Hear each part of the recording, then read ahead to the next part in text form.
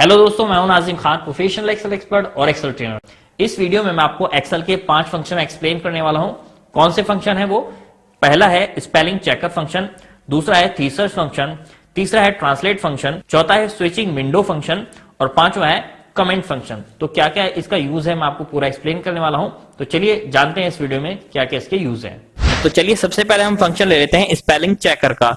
देखिए, अगर एक्सेल में आप कुछ टाइप करते हैं और आपको उसकी स्पेलिंग नहीं पता है कि वो सही है या गलत, तो आप यहाँ पर स्पेलिंग चेकर का यूज कर सकते हैं। फॉर एग्जाम्पल मैं यहाँ पर एक वर्ड ले लेता हूं, जैसे कि मैं ले लेता हूं गुड। गुड ये बिल्कुल सही वर्ड है, लेकिन मैं इसको जानबूझ के गलत कर देता हूं। डबल डी कर देते हैं यहाँ पर और एंटर कर देते हैं। अब मुझे पता करना है कि क्या ये स्पेलिंग सही है या गलत, तो मैं इस पर क्लिक करूंगा, रिव्यू में जाऊंगा और यहाँ पर है स्पेलिंग, इस पर हम क्लिक कर देंगे तो यहाँ पर ये हमें सही स्पेलिंग सजेस्ट करेगा।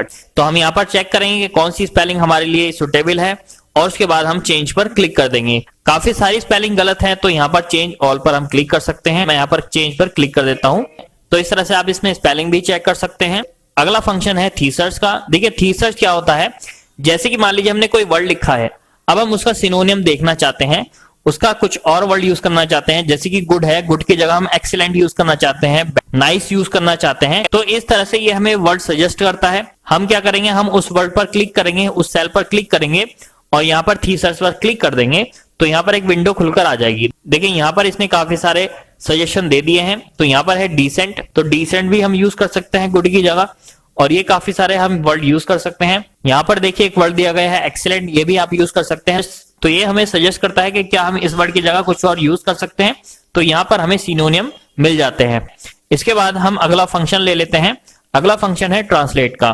देखिए, ट्रांसलेट में मान लीजिए मैं इसको हिंदी में कन्वर्ट करना चाहता हूं, या फिर मैं यहाँ पर लिख देता हूं आई एम गोइंग। अब मैं इसको हिंदी में कन्वर्ट करना चाहता हूं तो यहाँ पर फंक्शन दिया गया है ट्रांसलेट का, इस पर हम क्लिक कर देंगे और इसको हम यस कर देंगे। इसके बाद आपको यहाँ पर एक विंडो मिल जाएगी। यहाँ पर आपको इसको बताना होगा कि आप इसको किस लैंग्वेज में कन्वर्ट करना चाहते हैं। देखिए, यहाँ पर फ्रॉम है और यहाँ पर टू है। इसको बताना होगा आप किस लैंग्वेज से कन्वर्ट कर रहे हैं। तो ये हमारी इंग्लिश है और किस में करना है, हमें हिंदी में करना है। अगर आपको किसी और लैंग्वेज में कन्वर्ट करना है तो आप यहाँ पर सेलेक्ट कर सकते हैं। काफी सारी लैंग्वेज दी गई हैं। मैं आपको यहाँ पर हिंदी में कन्वर्ट करके दिखाता हूँ। यहाँ पर हमने क्लिक कर दिया है।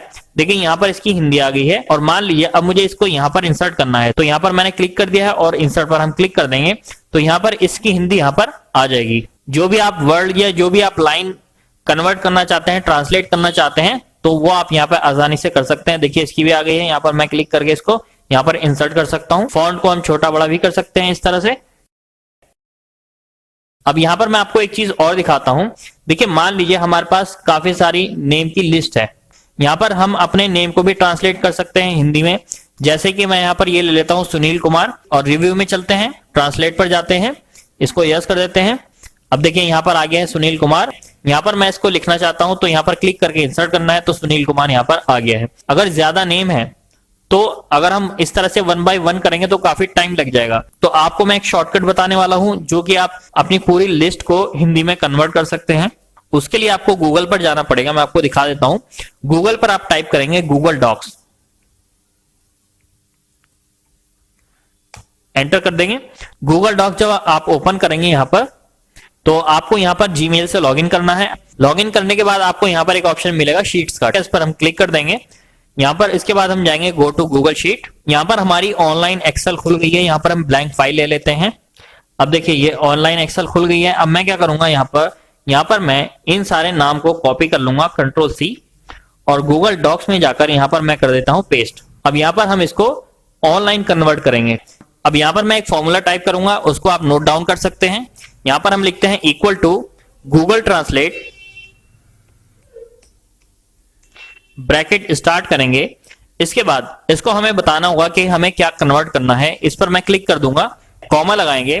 इसके बाद इन्वर्टेड कॉमा में हमें सोर्स लैंग्वेज देनी है, यानी कि ये कौन सी लैंग्वेज है इसको ये बताना है। हम बता देते हैं ये इंग्लिश लैंग्वेज है, तो इंग्लिश लैंग्वेज का कोड है EN और इन्वर्टेड कॉमा क्लोज, कॉमा लगाएंगे। इसके बाद हमें इसको बताना है कि हमें इसको किस में कन्वर्ट करना है। हमें हिंदी में करना है तो हिंदी का कोड है HI, इन्वर्टेड कॉमा में यहाँ पर हमें HI दे देंगे, inverted comma close, bracket close और एंटर।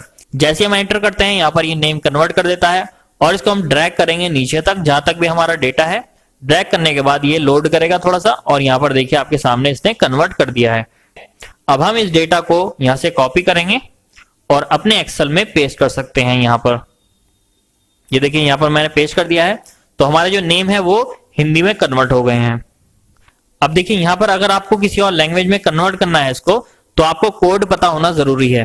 तो हम गूगल पर सर्च करेंगे, यहां पर हमें टाइप करना होगा गूगल ट्रांसलेट लैंग्वेज कोड। यहां पर Google translate language code search करेंगे, एंटर करेंगे, और यहां पर आपको काफी सारे कोड दिख जाएंगे। आप कोई सी भी वेबसाइट देख सकते हैं, जैसे कि मैं यहां पर ये वाली ले लेता हूं, पहली वाली।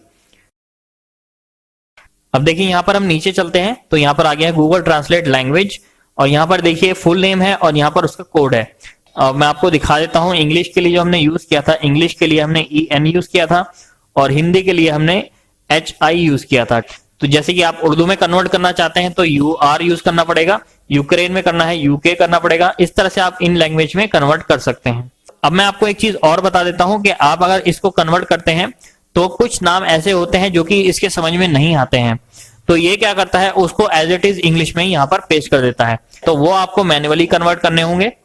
अब देखिए यहाँ पर मैं आपको एक छोटा सा फंक्शन बताता हूँ स्विचिंग विंडो का, ज्यादा बड़ा तो नहीं है। यहाँ पर देखिए आप व्यू के अंदर जाएंगे और यहाँ पर आपको स्विचिंग एक फंक्शन मिलेगा स्विचिंग विंडो का।